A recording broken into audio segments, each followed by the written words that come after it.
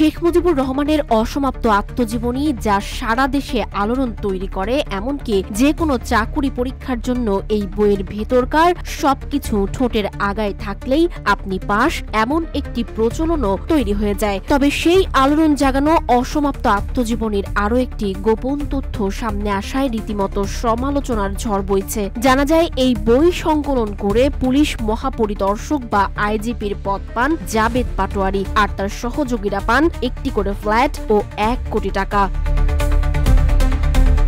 ঘটনাটি অবাক করার মতো হলেও এমনটি ঘটেছে। পুলিশের বিশেষ শাখা তথা এসবি নথিতে উঠে এসেছে এমন চাঞ্চল্যকর তথ্য।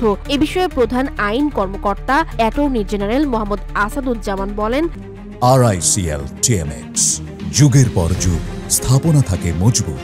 জাবেদ পাটোয়ারি দুর্নীতি করেছেন। তিনি আরো বলেন, দুর্নীতি দমন কমিশন বা দুদকের উচিত এ নিয়ে অনুসন্ধান করা। অসমাপ্ত আত্মজীবনী প্রকাশিত হয় 2012 সালে। যে বইয়ের ভূমিকায় ক্ষমতাচ্যুত সাবেক প্রধানমন্ত্রী শেখ হাসিনা দাবি করেছেন শেখ মুজিবুর রহমানের 4টি খাতা ঘেঁটে সম্পাদনা সংশোধনের পর প্রস্তুত করা হয়েছে এই বই, যেখানে উঠে এসেছে পাকিস্তান আন্দোলন, ভাষা আন্দোলন সহ নানা ঘটনা ও চক্রান্তের গল্প, জানিয়ে পতিত হাসিনা বরাবরই গর্ব করে উদাহরণ দিতেন। তবে এসবির একাধিক নথি ঘেঁটে দেখা যাচ্ছে এই বই আসলে লিখেছেন সাবেক পুলিশ প্রধান জাবেদ পাটোয়ারি এবং তার নেতৃত্বে ছিল 123 সদস্যের বিশাল একটি দল।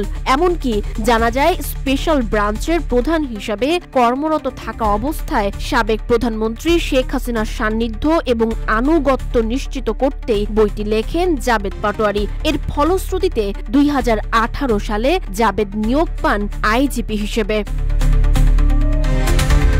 এছাড়া এই আত্মজীবনী বইটি লিখতে যে 123 জন সদস্য কাজ করেছেন, তারাও রাজধানীর ধানমন্ডি, বসুন্ধরা, মিরপুরে কোটি টাকা মূল্যের ফ্ল্যাট এবং নগদ 1 কোটি টাকা করে পান। তাছাড়া এই পুরো কাজটি সরাসরি তত্ত্বাবধান করেন শেখ হাসিনার উপদেষ্টা সালমান এফ রহমান। তবে এ বিষয়ে জাবেদ পাটোয়ারির সাথে সাক্ষাৎ করার চেষ্টা হলে তার সকল নাম্বার বন্ধ পাওয়া যায়।